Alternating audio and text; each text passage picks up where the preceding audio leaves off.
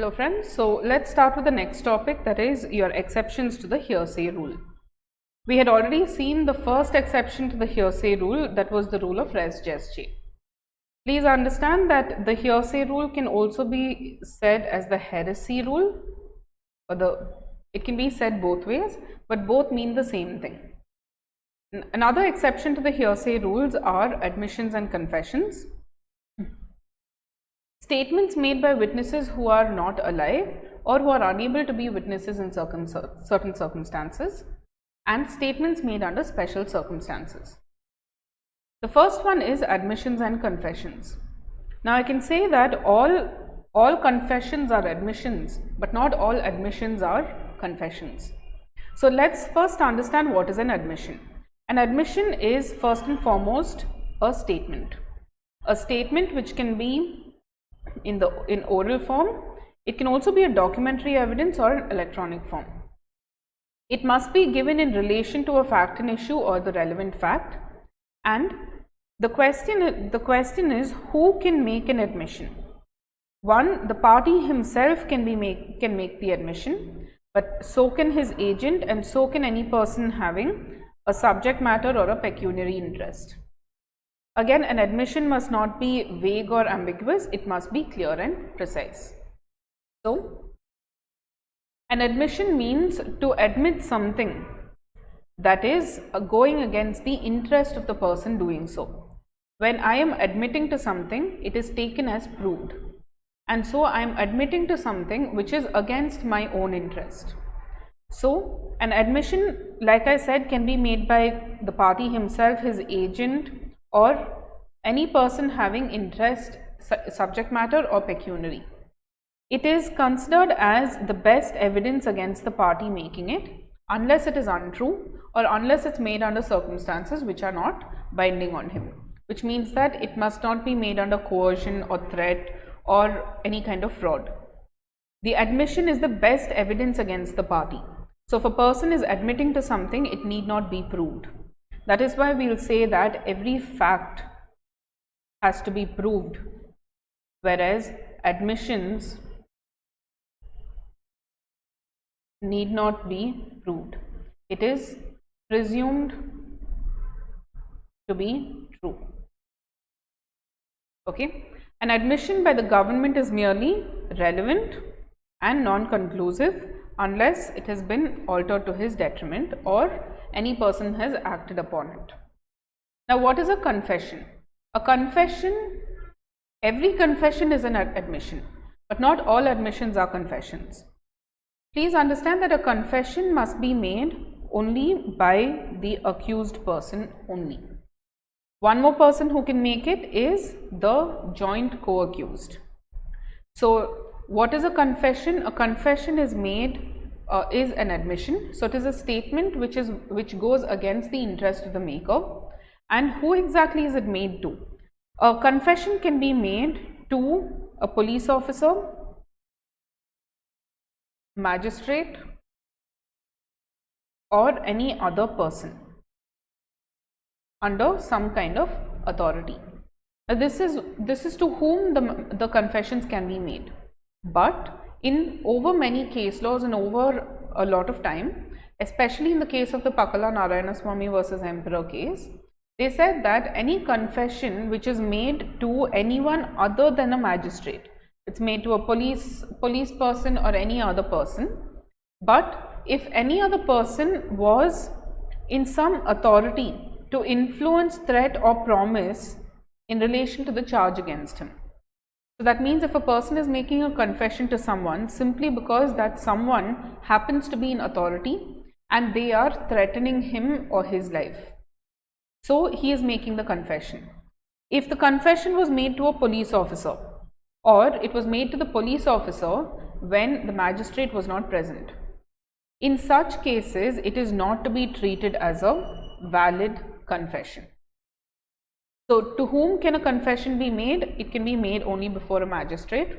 Generally, any confession made before a police officer does not have any validity, or any other person who is having undue influence on him or is threatening him or promising him something simply so that he can confess to the current charges.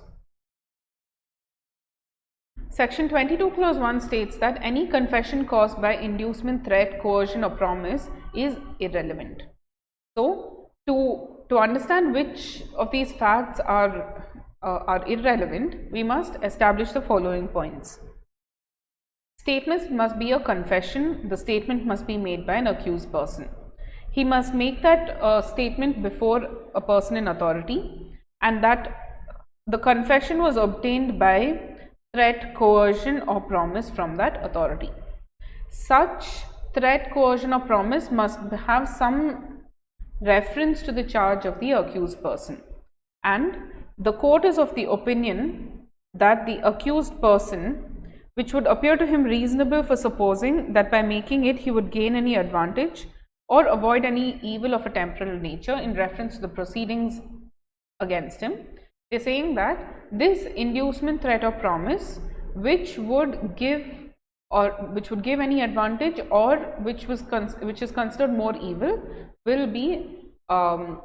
will have to be proved. So these are the 6 facts which the court will look at to establish whether there is inducement or threat. An admission must be received as a whole, whereas a confession again must be received as a whole. Admissions can be given in civil or criminal proceedings, but confessions can only be made in criminal proceedings. An admission need not be voluntary. In fact, an admissions can even be made by an agent or even a stranger. But a confession must be voluntary.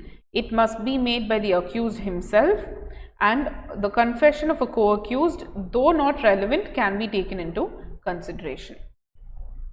Confessions can be of 2 types, judicial and extrajudicial. Where the confession is recorded by the court or the magistrate, then we can say that that is a judicial confession.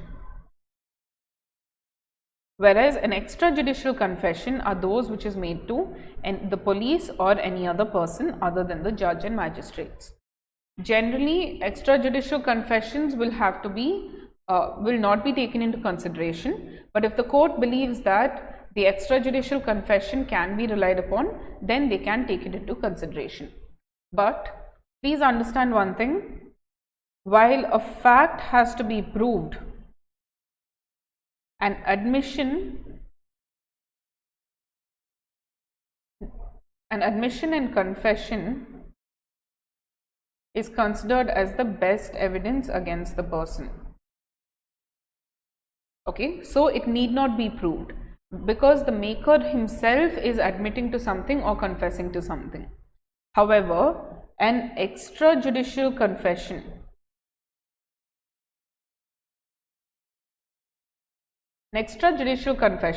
will still have to be proved, because remember, it is not being made before a court of law, it is being made to some other person, and hence if that some other person is coming in stating that yes, he came and confessed to me about the happening of a crime, the court may consider it. And that is what happened in Ramkhilari versus State of Rajasthan. The court held that the confession was made before a witness who was a close friend of the accused, and this witness was considered to be reliable and truthful, and hence even though it was an extrajudicial confession, it is of a proper statement. We are now coming to the second category of exceptions against the hearsay rule, that is statements made by persons who cannot be called as witnesses. Now, generally certain statements have to be made by the person himself, but then if that person cannot be called or is dead or cannot be produced before the court without expecting unnecessary delay or expenses, then the court will consider this as an exception, in the sense that if there is any statement relating to the cause of his death, that means if a person is found dead, any statements made by him under the expectation of death or immediately before their death will be taken as valid. Please remember that every statement has to be made by the person himself, but here that person is dead, and therefore if it was made before his death but in relation to the circumstances of his death, then it becomes a very relevant evidence. Let's assume a person was found to have committed suicide. When the police enter the premises of the apartment, they find a suicide note wherein the person has detailed the reasons as to the cause of his death. He states that he was being bullied by friends at his school, and that he was unable to take the effect of the bullying anymore, and as a result he has committed suicide. Now, have those people actually bullied him? What did he take as bullying? Has he made up the statement, or is it true? We can't know. But because this person is dead, and because it could relate to the circumstances of his death, that suicide note is considered as generally relevant. Now, statement against interest. When the statement is against the pecuniary or the proprietary interest of the person making it, if true, would expose him to criminal prosecution or a suit for damages. In the sense, they're saying that, again, please remember, all of these statements are made by persons who cannot be called before the court of law. So, where the statement is going against this person's own interest, the general rule is the presumption that no person will ever talk bad about themselves, and that if they are making statements which could harm their own interests, or it could expose him to criminal prosecution, it would become very relevant. Statements relating to the existence of public right, custom, or matter of public or general interest. Generally, any person who has knowledge of custom, rights, public rights, or general interest is considered relevant. But if he had been in existence, his statement would merely amount to a controversy. But because he is not alive, his statement is taken as false. So, when the statement gives the opinion of any such person, please remember this is merely his opinion as to the existence of a public right or custom or any such interest, the existence of which, if it was in existence, he would likely to have been aware when such statement was made before any controversy as to such right, custom, or matter. Please remember that an opinion of a person is merely an opinion. It is not evidentiary value. But because he is no longer alive, the opinion of such matter itself becomes very relevant. The same way, while they're stating that point number 4 was statements relating to existence of certain rights or customs, statement number 5 is relating to the existence of any relationship.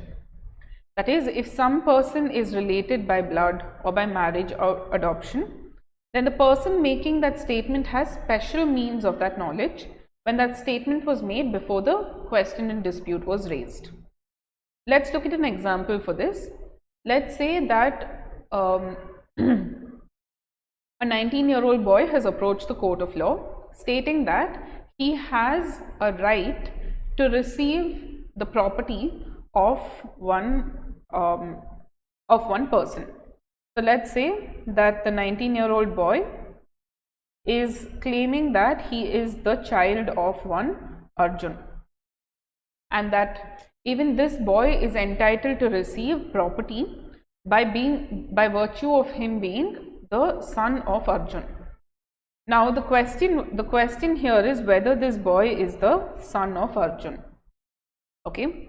Apart from doing a paternity test, which would be the most obvious means of checking the relationship, there can even be a situation where the nurse that delivered this boy, who is now currently 19 years old, the nurse would have heard the mother speaking, saying that the father of this child is a said Arjun.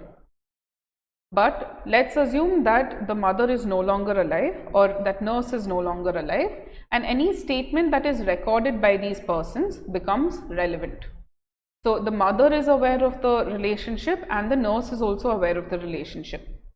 Why is their statement relevant? If they had recorded it somewhere, it becomes a relevant statement because they had special means of knowledge regarding that relationship, and therefore that statement becomes relevant.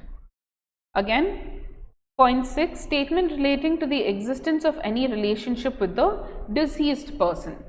Now, point number 5 is just relating to the existence of any relationship, but the next point is in relation to any person who is now deceased, that is no longer alive. So where any statement is made, any will, deed relating to family affairs, etc., becomes a relevant statement. Statement in any deed, will or other document relating to right or custom. So in a deed or in a will, if a particular custom is recognized, then whether that custom is modified, claimed, recognized, asserted or denied becomes completely irrelevant. So say for example the succession laws. Now while we have recognized succession laws in our country today, there might arise certain situations where certain schools of thought or certain communities in India will follow a different method of succession. When they follow different methods of succession, it's simply because of their customary rights.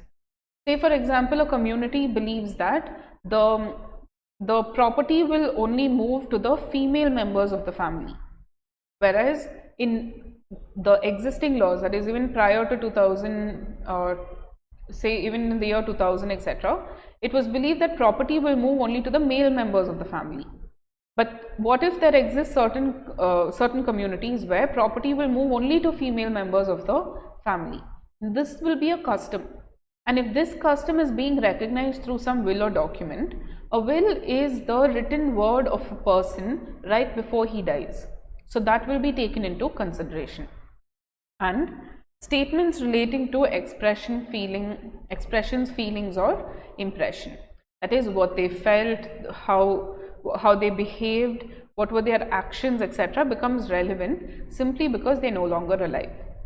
So let's have a quick recap of the different statements which are made by persons who cannot be called as witnesses.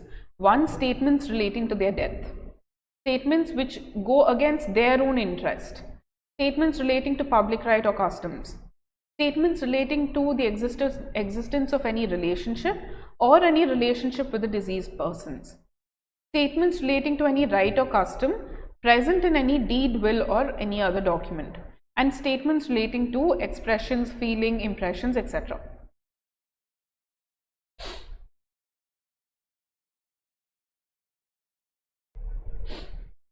The third category that we're looking at in terms of exception to the hearsay rule are statements which are made under special circumstances.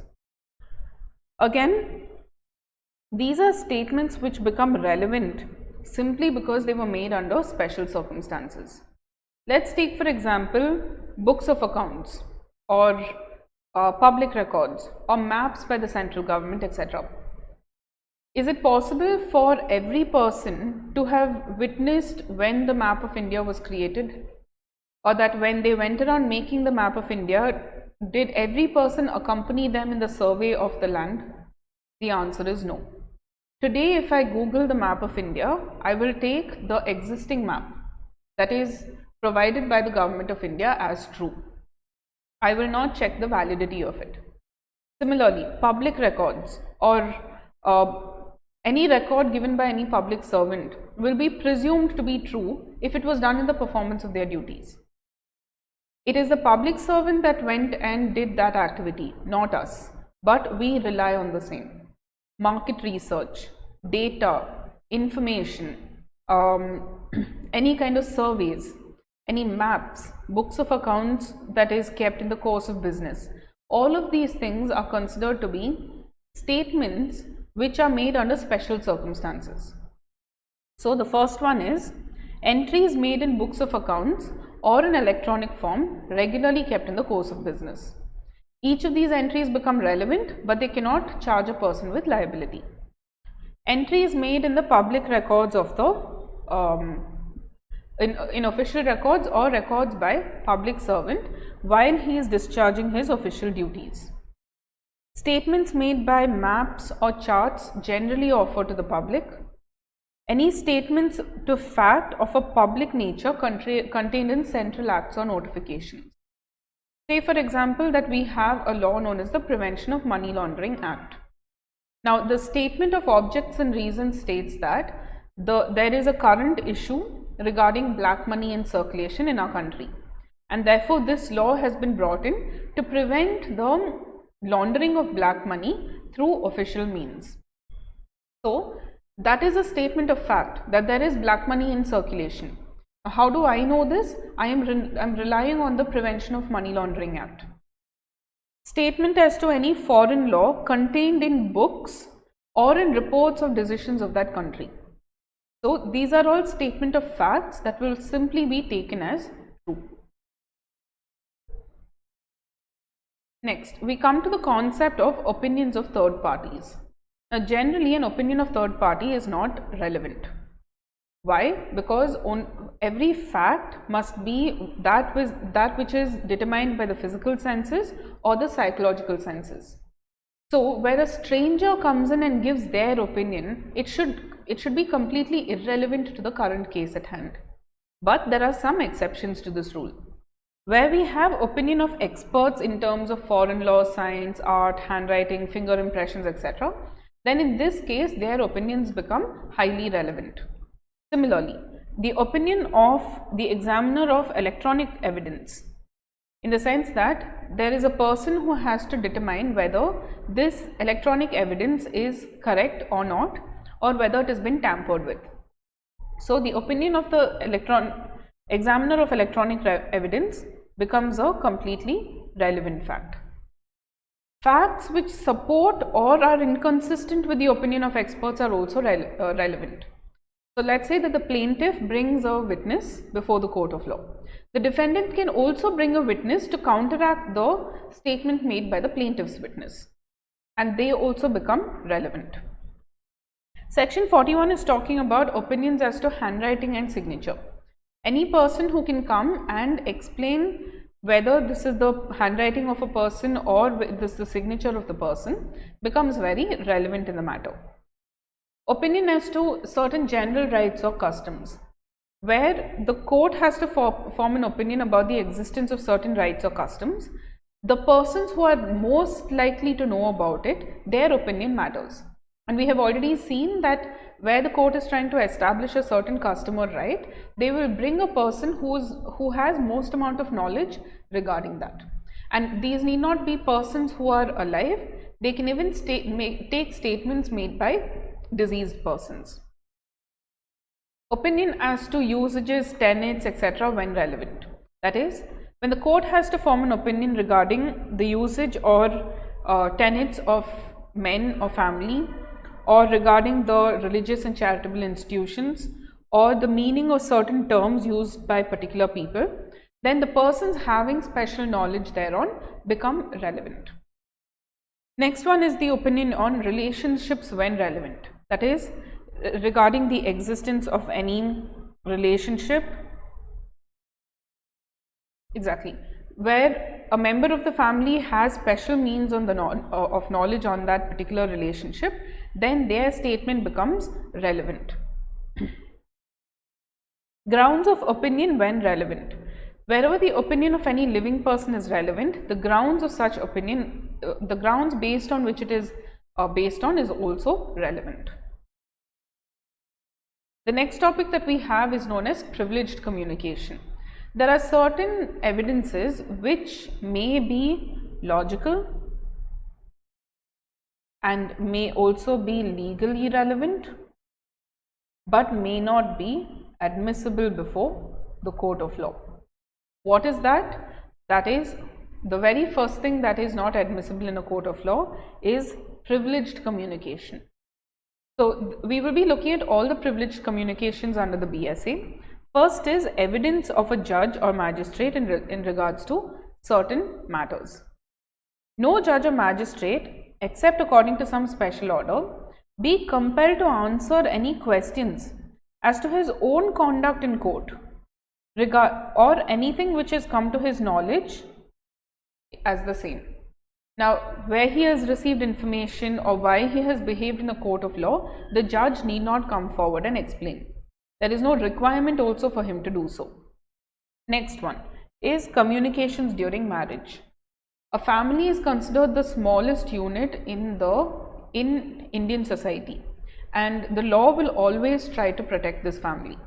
So where a communication is made between a husband and wife, And if a wife is made to come and give evidence against the husband, or the husband is made to give evidence against the wife, there is a chance that they can break up the couple or break the confidence between a married couple. Hence, any kind of communication made by the wife to the husband or the husband to the wife will not be admissible in a court of law. Similarly, affairs of state, if it is unpublished, cannot be accepted into a court of law unless the officer of the head of the department gives his permission. So if it is a published document, that there is no question, but if it's an unpublished official record, then the head of the department should come and give his permission for the same. Similarly, official communications, sources of information to the magistrate or police officer or revenue officer regarding the offense or the crime. Now, revenue officers may get tips regarding non-payment of taxes or evasion of duty, or a police officer may get tips about the commission of a crime, etc. Sometimes it is necessary to protect the identity of the person giving the information, and therefore these authorities need not disclose where they got their information from. And lastly, we have professional communications between a professional and his client. So the attorney, a legal advisor, any other professionals are protected. So a client can come and say whatever he wants to his advocate, and the advocate cannot be expected to give evidence against his own client. So friends, with respect to privileged communication, we have the following matters: evidence of judge or magistrate with regard to their conduct in court, or even the source of information to police officer, revenue officer, or even magistrate. Then we have communications during marriage, affairs of state, official communications, and professional communication.